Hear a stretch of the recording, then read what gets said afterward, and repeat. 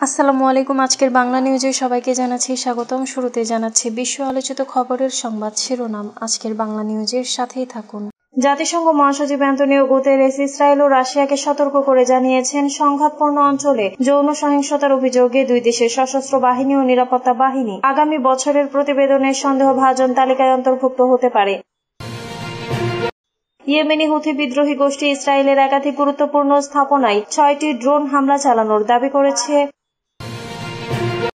সংবাদ মাধ্যমের প্রতিবেদনে দাবি করা হয়েছে, দখলদার ইসরায়েলের জন্য যুক্তরাষ্ট্র থেকে অস্ত্র নিয়ে আসা সৌদি আরবের জাতীয় জাহাজ কোম্পানির একটি জাহাজ আটকে দিয়েছেন ইতালি। সত্যিই কি ইসরায়েলের জন্য লুকিয়ে অস্ত্র এনেছে সৌদির জাহাজ? সিন্ধু নদীর পানি স্থায়ীভাবে আটকে রাখার পরিকল্পনা করলে ভারতকে উচিত শিক্ষা দেওয়া হবে বলে হুমকি দিয়েছেন পাকিস্তানের প্রধানমন্ত্রী শাহবাজ শরীফ। কেনিয়ার নানিউকিউতে অবস্থিত ব্রিটিশ আর্মি ট্রেনিং ইউনিটের সেনাদের যৌন শোষণ অব্যাহত। বেরিয়ে এলো চাঞ্চল্যকর তথ্য। কেউ যেন বলতে না পারে আমরা আওয়ামী লীগের মতো জোর করে নিয়ে গেছি ভোট নিয়ে মির্জা ফখরুল।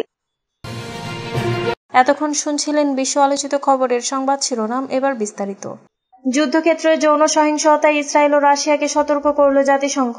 জাতিসংঘ মহাসচিব অ্যান্তোনিও গুতেরেস ইসরায়েল ও রাশিয়াকে সতর্ক করে জানিয়েছেন, সংঘাতপূর্ণ অঞ্চলে যৌন সহিংসতার অভিযোগে দুই দেশের সশস্ত্র বাহিনী ও নিরাপত্তা বাহিনী আগামী বছরের প্রতিবেদনের সন্দেহভাজন তালিকায় অন্তর্ভুক্ত হতে পারে। মঙ্গলবার জাতিসংঘ নিরাপত্তা পরিষদে উপস্থাপিত সংঘাত সংশ্লিষ্ট যৌন সহিংসতা বিষয়ক বার্ষিক প্রতিবেদনে গুতেরেস বলেন, জাতিসংঘের ধারাবাহিক তদন্তে দুই দেশের বিরুদ্ধে যৌন সহিংসতার উদ্বেগজনক ধারা নথিভুক্ত হয়েছে। ইসরায়েলের ক্ষেত্রে মহাসচিব উল্লেখ করেন, ফিলিস্তিনি বন্দীদের বিরুদ্ধে ইসরায়েলি সেনা ও নিরাপত্তা বাহিনীর যৌন সহিংসতা এবং যৌনাঙ্গী নির্যাতন, দীর্ঘ সময় জোরপূর্বক নগ্ন রাখা এবং বারবার অপমানজনক তল্লাশি চালানোর ঘটনা নথিভুক্ত করা হয়েছে। তবে ইসরায়েল জাতিসংঘ পর্যবেক্ষকদের প্রবেশাধিকার না দেওয়ায় সুনির্দিষ্ট প্যাটার্ন নির্ধারণ কঠিন হয়ে পড়েছে। তিনি ইসরায়েল সরকারকে তাৎক্ষণিক ব্যবস্থা, তদন্ত, সেনা ও নিরাপত্তা বাহিনীর জন্য আচরণবিধি প্রণয়ন এবং জাতিসংঘের পর্যবেক্ষকদের অবাধে প্রবেশের আহ্বান জানান। এদিকে 2024 সালের জুলাইয়ে দে তেইমান কারাগারে এক ফিলিস্তিনি বন্দীকে সামরিক প্রহরী কর্তৃক গণধর্ষণের অভিযোগে 9 জন ইসরায়েলি সেনাকে আটক করে জিজ্ঞাসাবাদ করা হয়। রাশিয়ার ক্ষেত্রে গুতেরেস জানান, ইউক্রেন ও রাশিয়ার 72টি আটক কেন্দ্রে ইউক্রেনীয় যুদ্ধবন্দীদের যৌনাঙ্গে বিদ্যুৎস্পৃষ্ট করা, পেটানো, পোড়ানো, জোরপূর্বক নগ্ন রাখা ইত্যাদি নির্যাতনের বহু ঘটনা নথিভুক্ত করা হয়েছে, যা স্বীকারোক্তি আদায় বা অপমানের জন্য করা হয়েছে।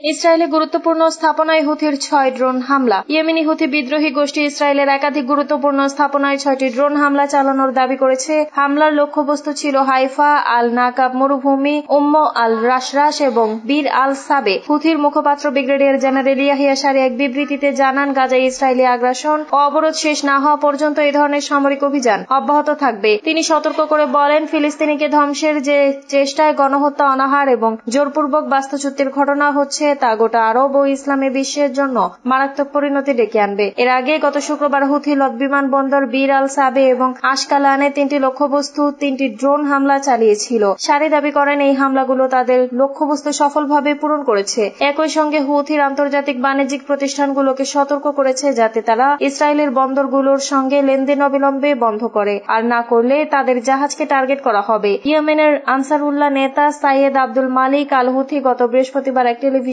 ভাষণে জানান, ইসরায়েল সংক্রান্ত নৌপরিবহন অবরোধ কার্যকরভাবে চলমান এবং এর ফলে আল রাশরাশ বন্দর বন্ধ হয়ে গেছে। তিনি জানান, গত সপ্তাহে ইয়েমেনে 14টি ক্ষেপণাস্ত্র ও ড্রোন হামলা চালিয়েছে, যার মধ্যে ছিল আল লিদ বিমানবন্দর, হাইফা, আশকালান এবং ইয়াফার লক্ষ্যবস্তু। সত্যি কি ইসরায়েলের জন্য লুকিয়ে অস্ত্র এনেছে সৌদির জাহাজ? সংবাদ মাধ্যমের প্রতিবেদনে দাবি করা হয়েছে, দখলদার ইসরায়েলের জন্য যুক্তরাষ্ট্র থেকে অস্ত্র নিয়ে আসা সৌদি আরবের জাতীয় জাহাজ কোম্পানির একটি জাহাজ আটকে দিয়েছেন ইতালির জেনোয়া বন্দরের কর্মীরা। গত 8 আগস্ট বাহরি ইয়ানবু নামের সৌদি জাহাজটি জেনোয়া বন্দরে ভিড়ে। জাহাজটির জানোয়া থেকে অস্ত্র বোঝাইয়ের কথা ছিল, যেগুলো আবুধাবিতে নিয়ে যাওয়ার কথা, কিন্তু বন্দর কর্মীরা জানতে পারেন ওই জাহাজে আগে থেকেই অস্ত্র গোলাবারুদ ছিল, যেগুলো দখলদার ইসরায়েলে নিয়ে যাওয়া হবে। এরপর জাহাজটিতে অনেক একটা জোরপূর্বক প্রবেশ করেন বন্দরের 40 কর্মী। তখন তারা ইসরায়েলের জন্য আনা অস্ত্রের খোঁজ পান। ইটালির জানুয়াতে আসার আগে জাহাজটি যুক্তরাষ্ট্রের মেরিল্যান্ডে গিয়েছিল, সেখান থেকেই এটি এসেছে।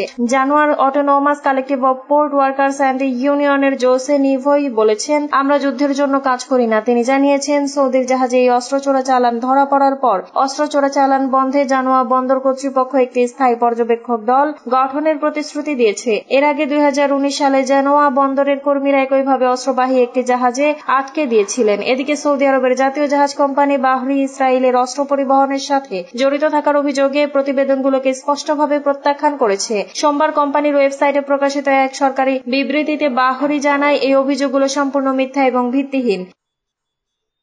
সিন্ধু পানি বন্টন চুক্তি, ভারতকে উচিত শিক্ষা দেওয়ার হুমকি পাকিস্তানের প্রধানমন্ত্রীর। সিন্ধু নদীর পানি স্থায়ীভাবে আটকে রাখার পরিকল্পনা করলে ভারতকে উচিত শিক্ষা দেওয়া হবে বলে হুমকি দিয়েছেন পাকিস্তানের প্রধানমন্ত্রী শাহবাজ শরীফ। জি নিউজের প্রতিবেদন অনুযায়ী মঙ্গলবার 12 আগস্ট আন্তর্জাতিক যুব দিবস উপলক্ষে ইসলামাবাদে আয়োজিত এক অনুষ্ঠান থেকে এ হুমকি দেন তিনি। শাহবাজ শরীফ বলেন, আমি শত্রুদের পরিষ্কারভাবে বলতে চাই, যদি আমরা আমাদের পানির এক ফোঁটাও কাউকে ছিনিয়ে নিতে দেব না। যদি আপনারা আমাদের পানি আটকে রাখার পরিকল্পনা করে থাকেন এবং এ সংক্রান্ত কোনো ধরনের পদক্ষেপ গ্রহণ করেন, সেক্ষেত্রে আপনাদের উচিত শিক্ষা দেব, এমন শিক্ষা দেব তা কখনো ভুলবেন না। গত 22 এপ্রিল ভারতের জম্মু কাশ্মীর রাজ্যের পেহেলগামে ভয়াবহ বন্দুক হামলায় 25 জন ভারতীয় এবং একজন নেপালি পর্যটক নিহত হয়। ভারতের দাবি ওই হামলার পেছনে পাকিস্তানের হাত ছিল, তবে পাকিস্তান বরাবরই ওই দাবি নাকচ করেছে। এর ফলে পাকিস্তানের 3 নদী সিন্ধু, চেনাব এবং ঝিলামের পানি প্রবাহ ব্যাপকভাবে হ্রাস পায় এবং গুরুতর ঝুঁকির মুখে পড়ে দেশটির কৃষি উৎপাদন। ভারত সিন্ধু পানি বন্টন চুক্তি স্থগিত করার পর আন্তর্জাতিক আদালতে মামলা করে পাকিস্তান। কেনিয়ার ব্রিটিশ সেনাদের যৌন শোষণ অব্যাহত, বেরিয়ে এলো চাঞ্চল্যকর তথ্য। কেনিয়ার নানিউকিতে অবস্থিত ব্রিটিশ আর্মি ট্রেনিং ইউনিটের সেনারা অর্থের বিনিময়ে যৌনকর্মী ব্যবহার অব্যাহত রেখেছে। যদিও এই বিষয়ে 2022 সাল থেকে স্পষ্ট নিষেধাজ্ঞা রয়েছে, ব্রিটিশ আর্মির এক সাম্প্রতিক তদন্ত প্রতিবেদনে এই তথ্য উঠে এসেছে। 2 বছরেরও বেশি সময়ের ঘটনা প্রবাহ পর্যালোচনা করে প্রস্তুত প্রতিবেদনে বলা হয়েছে, নিষেধাজ্ঞা সত্ত্বেও নিম্ন থেকে মাঝারি মাত্রায় লেনদেন ভিত্তিক যৌন সম্পর্ক এখনো চলছে। 7,666 জন সেনার মধ্যে 35 ঘটনার অভিযোগ নথিভুক্ত হয়েছে, যার বেশিরভাগই প্রমাণের অভাবে নিশ্চিত করা যায়নি। 2024 সালের অক্টোবরে আইটিভির অনুসন্ধানী প্রতিবেদনের পরে তদন্ত শুরু হয়। এই প্রতিবেদনে সেনাদের যৌনকর্মী ব্যবহার ও স্থানীয় নারীদের সঙ্গে অর্থের বিনিময় সম্পর্কের অভিযোগ প্রকাশ পায়। যুক্তরাজ্যের chief of general staff general sir Roly Walker বলেন, এ ধরনের যৌন শোষণ সেনাবাহিনীর মূল্যবোধের সম্পূর্ণ বিপরীত। এটি দুর্বলদের শিকার করে এবং শোষণকারীদের লাভবান করে। এটির কোনো স্থান নেই ব্রিটিশ আর্মিতে।